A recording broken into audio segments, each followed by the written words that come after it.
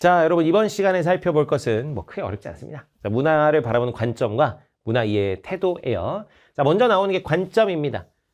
뭐 관점과 태도가 사실 크게 다르진 않은데 우리 교과에서는 굳이 분류를 해놔가지고 우리 외우실 때도 분류해서 외우셔야 됩니다. 이 문화를 바라보는 관점하면 비상총이에요. 비교론, 상대론, 총체론. 비상총으로 외워주시면 됩니다. 비상총. 자, 총체론적 관점부터 봅니다. 지난 시간에 했던 문화의 속성 중에 총체성이 있어요. 문화는 다 주변과 연결되어 있다. 거기에 초점을 둔 관점입니다. 그래서 문화의 각 구성 요소는 다 연결되어 있다. 유기적인 관계를 맺고 한 전체를 이루고 있다. 그래서 어떤 문화를 이해할 때 독립적인 의미를 갖지 못하기 때문에 다른 문화 요소나 전체와의 관련 속에서 문화의 의미를 이해하는 것이 총체론적 관점이 되겠습니다. 그래서 주변과의 관계 속에서 그것이 어떤 의미를 갖는지 이런 것들을 이해해보는 게 총체론적 관점.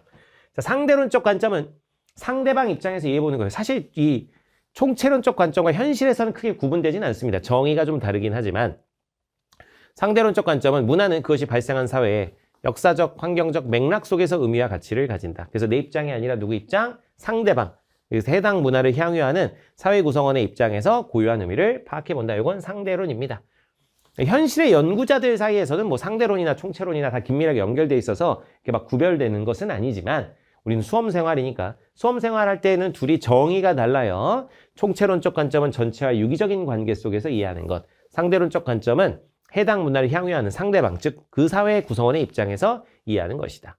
자, 비교론적 관점 말 그대로 비교하는 거예요. 문화는 보편성과 특수성을 동시에 지니고 있다. 이건 문화의 어떤 특성이라고 볼 수가 있겠죠. 그래서 공통점이 있고 차이점이 있다 이겁니다. 그래서 문화를 객관적으로 이해하기 위해서는 여러 사회 문화를 비교해서 공통점과 차이점을 파악해보자. 그래서 우리나라 문화를 객관적으로 이해하기 위해서는 그래서 중국의 문화랑도 비교해볼 수도 있고 일본의 문화랑도 비교해볼 수 있다. 뭐 이런 얘기입니다. 그런 관점에서 보는 게 비교론적 관점이 되겠습니다.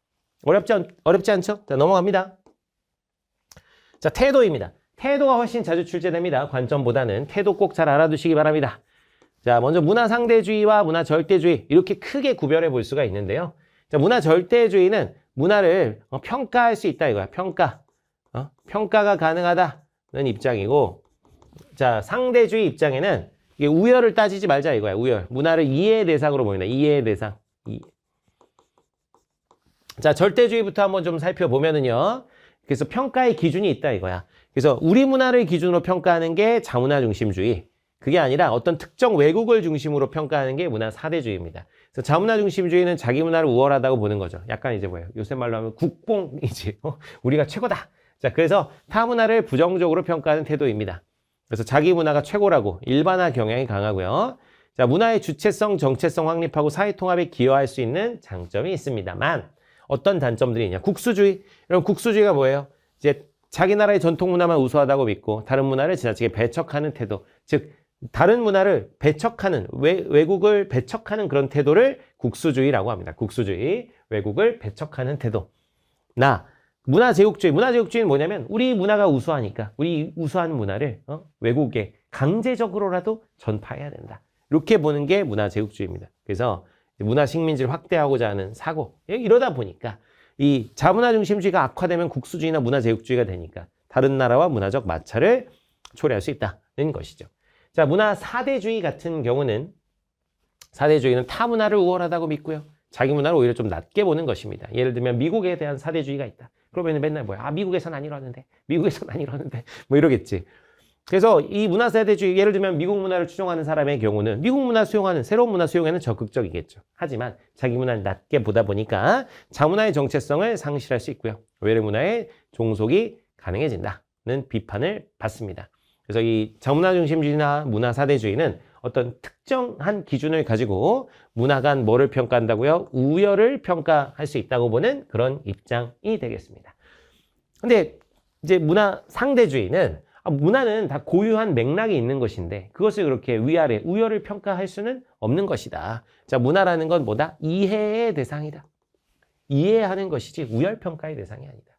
그래서 각 사회 문화 간의 우열은 따질 수 없다. 그 나름의 고유한 가치가 있기 때문에.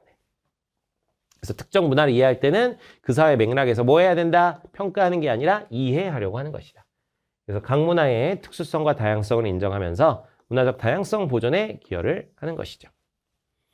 근데 이제 문화 상대주의가 좋은 거예요. 기본적으로 이런 자문화 중심주의와 사대주의보다 상대주의가 좋은 건데 상대주의도 문제가 있습니다. 너무 지나치게 극단적으로 가게 되면 극단적 문화 상대주의가 되면 보편적 가치를 부정하게 돼요. 자, 극단적 상대주의 보면 인류의 보편적 가치를 무시하는 문화도 모두 인정하는 태도. 이 보편적 가치라고 하면은 어떤 인권, 자유, 뭐 등등 평등 뭐 이런 것들 그냥 인류라면 당연히 추구해야 될 그런 가치들을 무시하는 문화도 다 그냥 그 나름의 문화니까 인정해야 되는 거 아니냐. 이렇게 가면 너무 극단적 문화 상대주의라는 겁니다. 예를 들면 중국에서 옛날 전통에 뭐가 있냐면 전족이라는 게 있었어요. 전족. 전족이 뭐냐면 발이 작은 여성들이 이쁘다고 하는 그 중국의 어떤 미적 전통이 있었는데 그래서 어린아이가 태어나면 발을 이렇게 칭칭 감는 거야. 발이 자라나지 못하도록. 그래가지고 성인이 돼도 애기 발처럼 쬐끄만 발을 가지고 사는 여성들이 있었다 이 얘기지. 그러다 보니까 뭐 발가락 모양이 이제 기형으로 막 뒤틀리고 막 이렇게 되는데 자 그런 것도 중국의 고유한 문화니까 그냥 그 나름 존중해 줘야 된다. 이렇게 가는 건 그건 너무 극단적이다 이거야. 그거는 어떤 여성의 인권을 침해하는 그런 문화인데 그런 것까지 인정하면 안 된다. 그래서 극단적 문화 상대주의는 이제 보편적 가치를 부정하는 거예요. 보편적 가치를 부정하고 보편적 가치를 훼손하는 그런 것들도 다 인정해 줘야 된다 이겁니다.